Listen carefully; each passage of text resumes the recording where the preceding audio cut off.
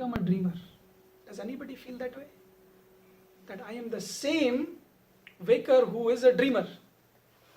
I know that I am, but I don't know that I am the same waker as the dreamer. The experiences are the same. But for me, the waking world is different, dream world is different. And then when I come out in the waking, I say I was dreaming, but I'm not that. It's completely false. It is not real. Therefore, waker and dreamer are different. But the person who is experiencing and going through the waking and dream, that is the same. So if that is the possible, then deep sleep is also there. So deep sleep, nothing is projected. So completely blank. So it illumines also that. So Sakshi is illumining all of this. Okay, now furthering this thought of what is to be understood by this example of Nãṭak Diva. Nirantaram bhasamane kutasthe gnapti rupatah tadbhasa bhasamaneyam buddhirnrityatyane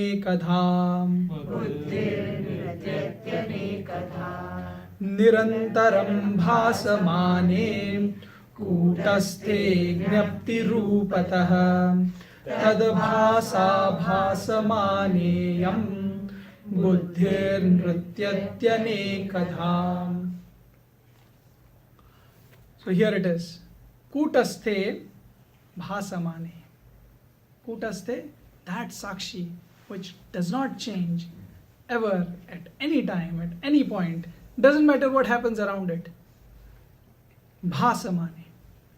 When this Sakshi is shining, how is it shining? Gnapti rupatah.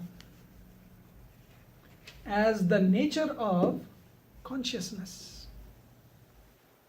What does it mean as nature of consciousness? As nature of consciousness, it is not knowing something. It is not the knowledge of something. But it is knowledge per se. It is that knowledge itself. It is that embodiment of knowledge. That's why it was called as Chidvapuhu. Embodiment of consciousness. Because it, within it, has that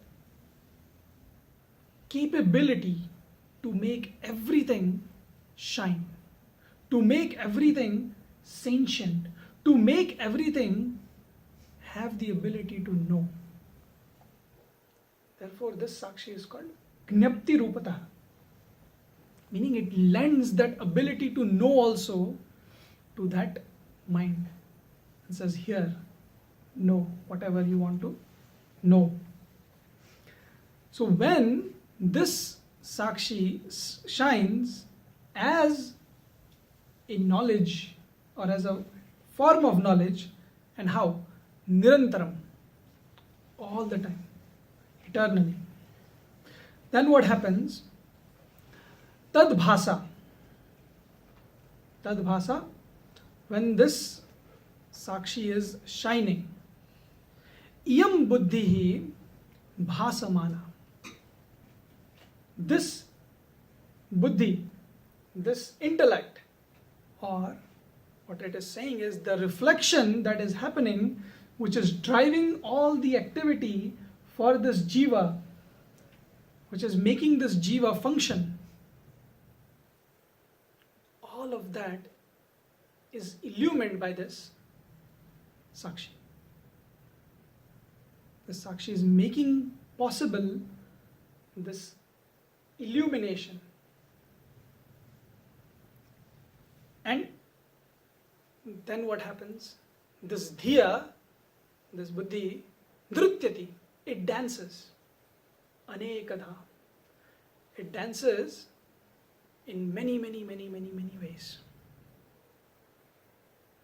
What does it mean by dancing in many ways?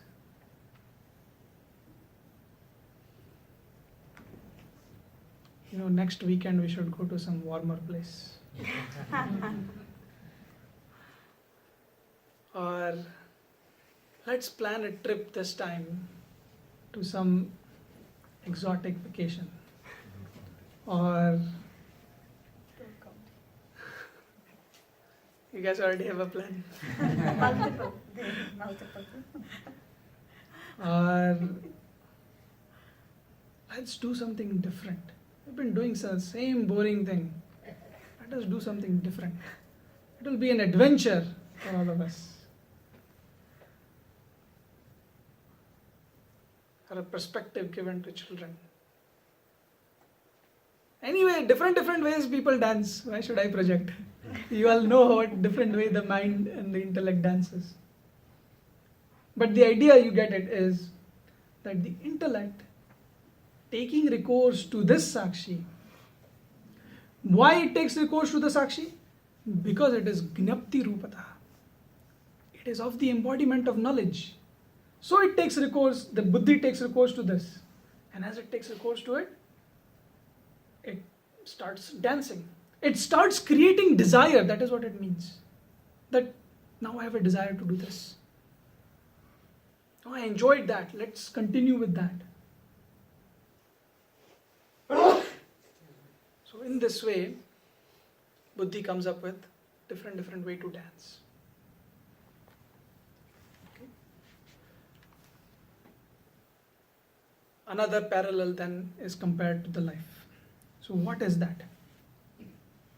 How do you connect now this Nãṭak that is happening in the stage, in the theatre, and with the life? How do you bring them together?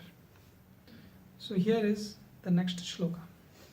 Ahankara prabhu sabhyah. Ahankara prabhu sabhyah. Vishaya nartaki matihi. Vishaya nartaki matihi. Taladidharinya kshani. Taladidharinya kshani.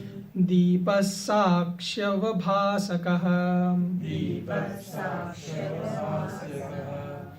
Ahankarah prabhu sabhya. Vishaya nartaki matihi. Taladidharinya kshani. Deepasakshyavabhasakah. So now here is drawn that parallel between the lamp and between our life. What is happening? So Ahankara Prabhu, this king in the theatre is this Ahankara. Why are we all dancing? It is this Ahankara who wants to enjoy. This ego who is saying that I am not satisfied. This ego who is saying that I am still discontent. And says, I will only be content if you give me this. I will only be content if I do this, or hear this, or smell this, or touch this. So the whole dance that we are doing is because of this ahankara. Sabhyaha vishayaha. Sabhya, the audiences that are there are the vishayas, are the objects, the sense object. Now, in the theatre, it seems like the audiences play a big role. Because nowadays it seems like that. But here, vishayas are irrelevant. Even if the audience doesn't come but the Prabhu comes, the performance is going to happen. And if the Prabhu comes, Prabhu will drag the Vishaya with him. Meaning he will drag the Sabhya with him. He will drag those audiences. Says, you have to come. What do you mean you are not coming? So Vishayas are irrelevant. But audiences are these Vishayas. They are there just to have a party. They are there for no other reason. Just to enjoy. Or to be enjoyed. but actually they are enjoying us, truly speaking. We think we are enjoying the sense objects, but the sense objects are enjoying us. Drains our energy. What can be the biggest joy for them? They're meant to do that. Just take away the energy from us. So all the audiences are compared to the Vishayas. And Nãṭaki matihi. And the dancer, the performer, is this matihi, the mind. See the comparison that is done. Why is the dancer dancing? Because Prabhu is going to be there. How can I not dance in front of the king? The king is going to be present. Why is the mind dancing? Ahankara is driving the mind to dance. Ahankara is telling that I would not be satisfied if you did not get me this. I would not be satisfied if my desires didn't come to its fruition. You must get it. And like that, the minds are dancing, going about hither and thither, just to acquire some aspect of bliss, and saying, then I'm happy. So for this, all this play is happening. Taladi dharinya akshani. Taladi dharinya. Tala is instrument. Dharinya, those who are holding. So when the stage play that happens, it is not just these three things. Then you have all these background tabla player, flute player, and then sitar, and then mridangam and tabla I already said. So all these are also accompanying them, right? Which is not by themselves. Dhirenji, can I ask a question? Where are we now? At 2:45. Can you hold? Let me finish this thought, and then we can give a little bit of break, and then we can start back up again. Okay. Ahankara is the Prabhu, is this king. Sabhya, the audiences, are the senses. No, not senses, sense objects. The dancer is the mind. And all the instruments that are being played are the instruments we use to enjoy all of this. Without eyes, can we really enjoy the form? No. Without those mridangam player hitting that beat, would the dancer know where to put her step? No. Would it be off beat? Needs that beat. Eyes are providing that beat. Eyes are making this possible. Meaning our senses, they become the member which contributes to this dance performance happening in our life. Deepaha sakshi avabhasaka. And this lamp is the illuminator. Illumines all of it. Like how the sakshi illumines all of it, the lamp is illumining all. Okay. This is the idea created thus far. Let us keep a pause here, and then we can, if you have questions, we can go through them. If you'd like to stretch a little bit, you can go ahead. Yes. So Dhirenji, the audience is described as the objects. And audience is bhogi though, isn't that? Audience itself is someone who's come to see the show. So what is... Audience has come to see the show, but the show is not happening for the audience. Show is happening for the king only. The king is amongst the king is also the audience too. No, the king comes only the king dance. No, theoretical sense, yes. But I'm just trying From the perspective that we see now, the theatre performances and all that, people purchase a ticket and then they go and they become the captive audience. But here the driven example is not of audience who are coming as a, watching the show. The show is merely happening for Okay. the king. Fair enough. That's why it is Vishaya. Now the concept itself has changed. Now the concept has become that, you have to pay and watch the show. Before, the king used to come, would give the money, the audience used to watch for free. I think you can think of the king as the sponsor. Without Yes. the sponsor, there is no show.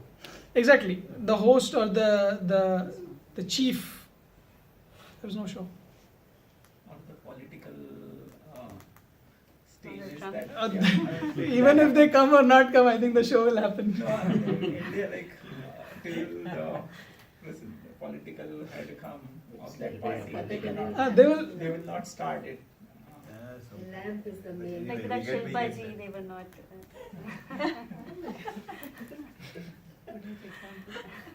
Yes. So it may not make perfect sense with the world that we live in now, but around that time, king was given a very great importance. Without king, life was just meaningless. So if king was not pleased, nothing was done. Yes. So Dhirenji, in the Shloka 13, right? Yes. Why does it say that the illumined intellect dances? Why should the intellect have desires when the witness or the sakshi is the embodiment of knowledge? What is driving the desire? Yam, Ahankara, correct, but ahankara is talked about in the next shloka. Same thing. The sakshi is Ahankara. always there. It's permanent. That's the point he's making. The mind or the intellect dances to satisfy the ego.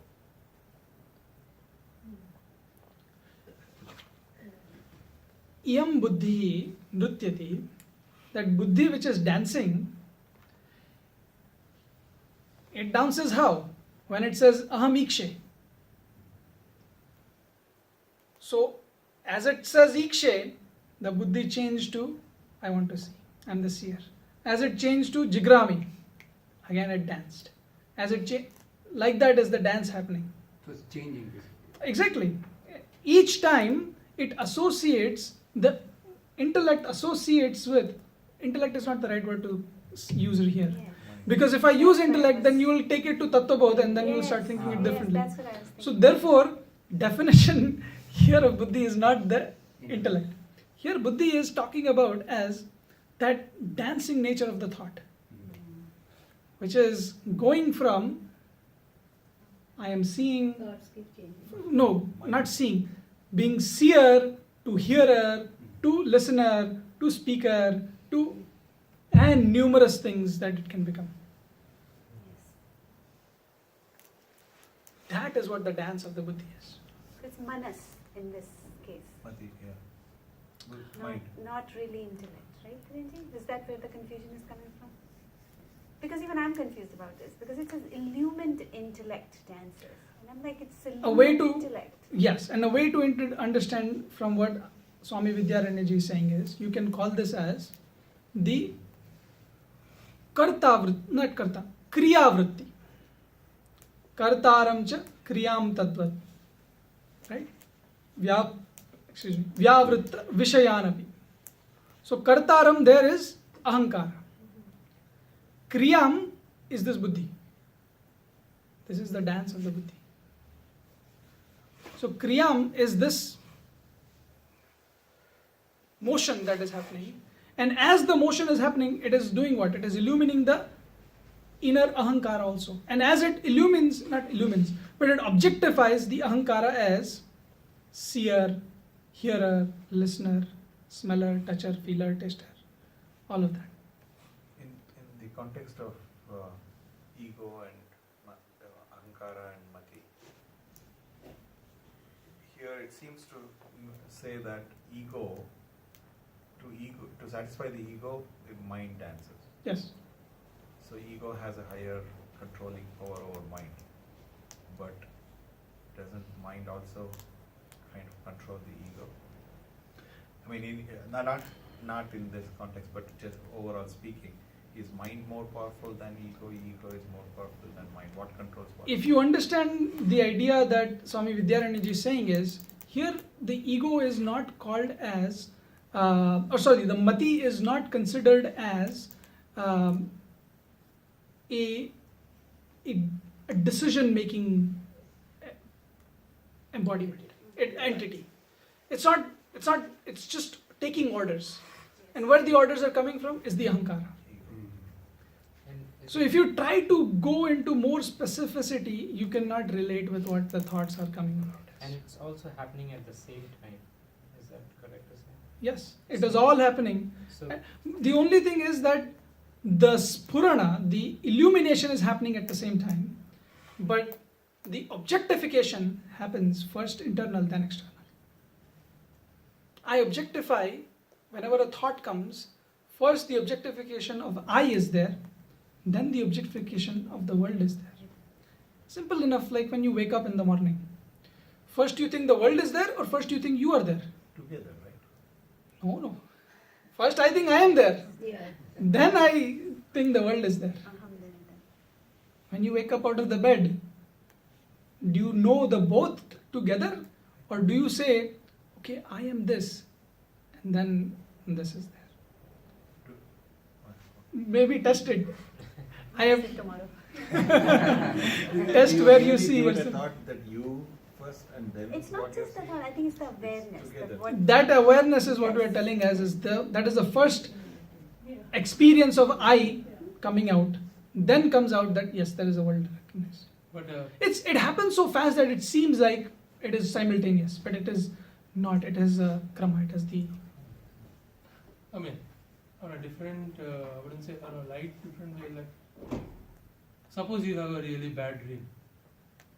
When you get out of it, you first see the place. Oh, okay, I am not in that dream.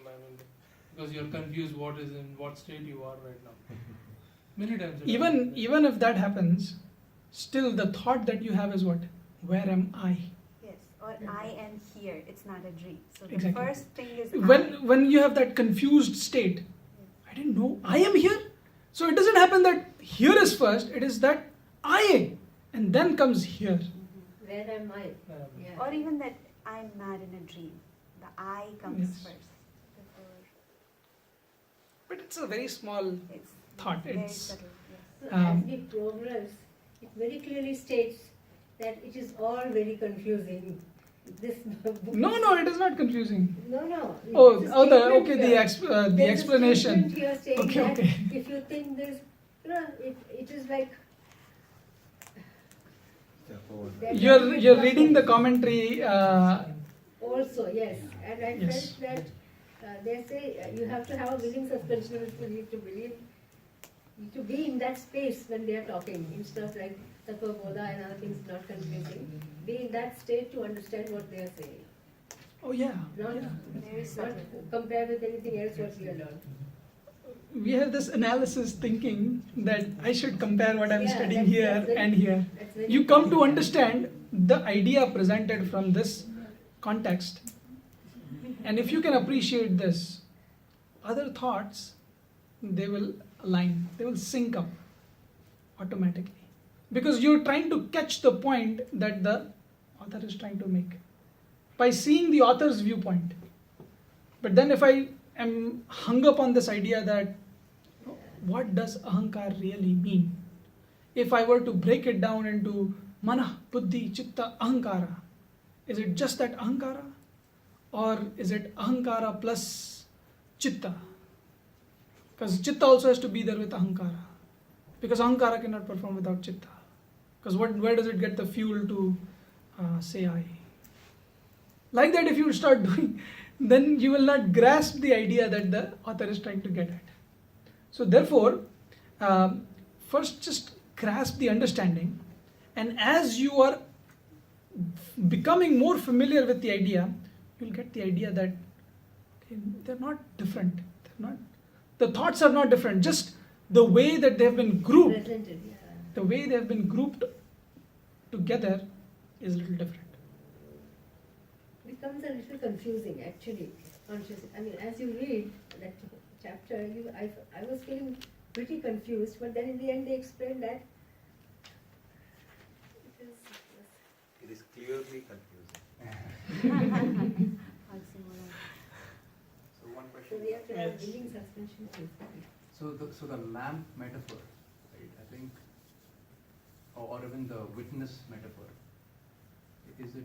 I think you said this before. It's not just that you are standing apart from yourself and watching as a witness in that sense, because really it's the light itself. You're illuminating. So you are the light versus just the origin of the light. Actually, you're both. That's the right way to think about it. Yes. But what you are talking about is called as Sakshi Bhava. What is Sakshi Bhava is staying in the state of witnesshood. Meaning, you may be listening right now, but at the same time, you're observing your own self listening. So witness is permanent. That is called as. Is that going to be? Witness is, you're always the witness, but the things keep on changing. Now you're introducing a different thought here. When you are saying witness, then we are talking about Sakshi. That is the nature.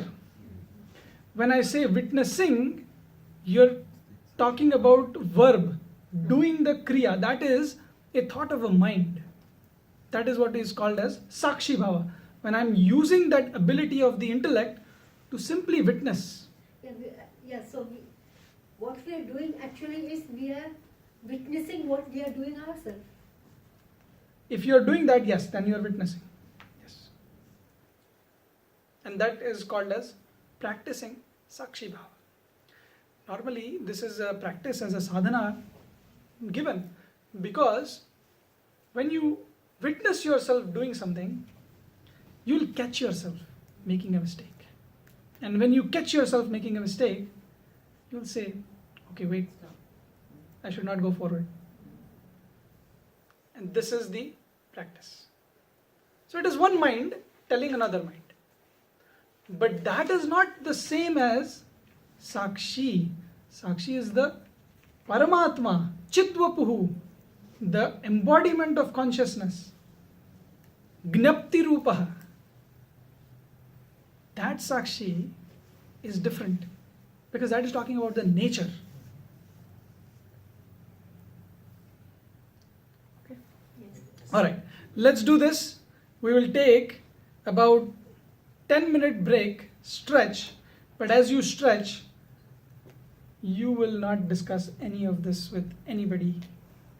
You will be in silence, not over the phone also, and no texting. Sakshi Bhava. Just try to assimilate the thought that we just went through and open the text if you need to. Just go through the thought and absorb this idea. So no discussion, that's all. That's the point.